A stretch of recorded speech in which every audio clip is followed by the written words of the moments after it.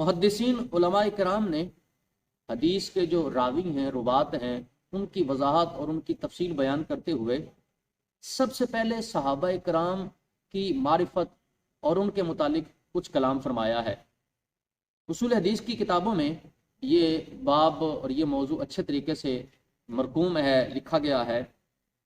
کچھ عبارت میرے سامنے ہے ایک کتاب کی، جس میں بالخصوص صحابہ کرام کے متعلق بڑے شاندار طریقے سے گفتگو کی ہے۔ دو قسم کے صحابہ اس میں بیان کیے ہیں۔ کچھ صحابہ تو وہ ہیں، ویسے تو سارے کے سارے صحابہ کے بارے میں کلہم عدول کے الفاظ کتابوں میں، روایات میں، علماء کی، محدثین کی، یہ تو موجود ہیں۔ البتہ یہاں جو دو قسم کے صحابہ کو بیان کیا، اس میں سے کچھ صحابہ تو وہ ہیں کہ جن کا کسی معاملے سے آمنا سامنا نہیں ہوا، یعنی کسی آزمائش میں مبتلا نہیں ہوئے۔ دوسرے لفظوں میں کہہ سکتے ہیں کہ جو انتشار ہے کسی قسم کا یا کوئی ظاہری فساد ہے، اس میں مبتلا نہیں ہو سکے، ان سے کوئی غلطی نہیں ہو سکی۔ اور کچھ صحابہ وہ ہیں کہ جو کسی انتشار کا، کسی ظاہری کسی مشکل کا شکار ہوئے ہیں، تو دوسرے نمبر پر وہ صحابہ ہیں۔ البتہ یہ تو محدثین اور علماء نے یہ باقاعدہ طور پر نبی پاک علیہ الصلوۃ والسلام کے اس زمانے کے لوگ اور بعد والے کے لوگوں نے بھی باقاعدہ اس بات پر اجماع اور اتفاق کیا ہے کہ یہ سارے کے سارے عادل ہیں، سارے کے سارے عدالت والے ہیں۔ لیکن یہاں جو قابل توجہ جملہ ہے وہ بالخصوص ان صحابہ کرام کے بارے میں محدثین نے فرمایا ہے کہ جو صحابہ کرام کسی آزمائش کا شکار ہوئے۔ یہاں جملہ یہ ہے کہ وَمَن لَابَسَ الْفِتَنَ مِنْهُمْ يُحْمَلُ أَمْرُهُ عَلَى الْإِجْتِهَادِ الْمَأْجُورِ فِيهِ لِكُلِّ مِنْهُمْ تَحْسِينًا لِلظَّنِّ بِهِمْ لِأَنَّهُمْ حَمَلَةُ الشَّرِيعَةِ وَخَيْرُ الْقُرُونِ، کہ کچھ صحابہ وہ کہ جو کسی آزمائش کا شکار ہوئے، وہاں بھی حکم یہی ہے کہ وہاں ہم نے حسن ظن کرنا ہے، کیونکہ ان سے جو کوئی خطا سرزد ہوئی ہے تو وہ خطائے اجتہادی ہے جس پر انہیں اجر دیا جائے گا، اور یہی حکم ہے ان کے بارے میں کہ جو نا وہ ان پر حسن ظن رکھنا ہے اور ان کے اس معاملے کو اجتہاد پر محمول کیا جائے گا اور اجتہاد کی طرف اس کی توجہ کی جائے گی۔ یہاں جو علامہ نے جملہ بیان کیا ہے، جملہ بڑا قابل توجہ ہے۔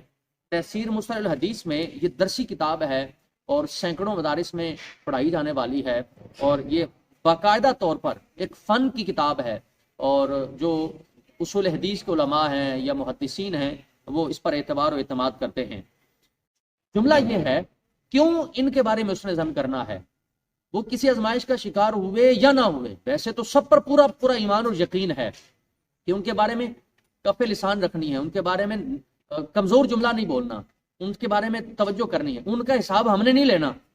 جب اللہ کریم نے معافی عنایت فرما دی یا شریعت نے پورا ایک نکھیڑا کر دیا کہ اگر کوئی آزمائش کا یا مشکل کا یا کسی فساد، ظاہری فساد کا شکار ہوا بھی تو وہ خطا اجتہادی ہے، تو پھر یہ بعد والوں کا کیا کام بنتا ہے کہ کسی کے بارے میں خراب انداز میں گفتگو کریں۔ یہ جملہ سنیے گا ذرا، فرماتے ہیں لِأَنَّهُمْ حَمَلَةُ الشَّرِيعَةِ، اس لیے کہ وہ لوگ شریعت کے حامل ہیں، شریعت کو اٹھانے والے ہیں، شریعت پر عمل کرنے والے ہیں۔ وَخَيْرُ الْقُرُونِ، یہ جو لفظ ہے نا بالخصوص، یعنی خیر القرون جو آدھا جملہ ہے، اس کو دھیان سے اس کو ذہن میں رکھنا چاہیے کہ وہ بہترین زمانے والے ہیں، حضور سے تربیت حاصل کرنے والے ہیں۔ تو یہ جو لوگ ہیں، ان لوگوں کا ادب، احترام، تعظیم، توقیر، بعض لوگوں کا یہ ان کا فلسفہ سمجھ نہیں آ رہا کہ جی ہم صحابی مانتے ہیں، اس کے علاوہ ہم بات نہیں کرتے۔ یار محدثین نے بات کی ہے، آپ کیوں نہیں کرتے؟ بڑے بڑے ائمہ نے بات کی ہے، آپ کیوں نہیں کرتے؟ یعنی انہوں نے فضائل بیان کیے، انہوں نے شان بیان کی، ان کے آجزی کو بیان کیا، انکساری کو بیان کیا، عظمت کو بیان کیا، وہ سارا کچھ بیان کیا، آپ کیوں نہیں کرتے؟ صحابی مان لیا تو پھر بھی پیچھے رہ گیا۔ اس وجہ سے بہت زیادہ توجہ کرنے کی ضرورت ہے۔ میرے امام نے کہا اہل سنت کا ہے بیڑا پار، اصحاب حضور نجم ہیں اور ناؤ ہے فطرت رسول اللہ کی۔ اور ایک دوسرے کا فرماتے ہیں صدق و عدل و کرم و ہمت میں، صدق و عدل و کرم و ہمت میں چار سو شہرے ہیں ان چاروں کے، اللہ سمجھ نصیب فرمائے۔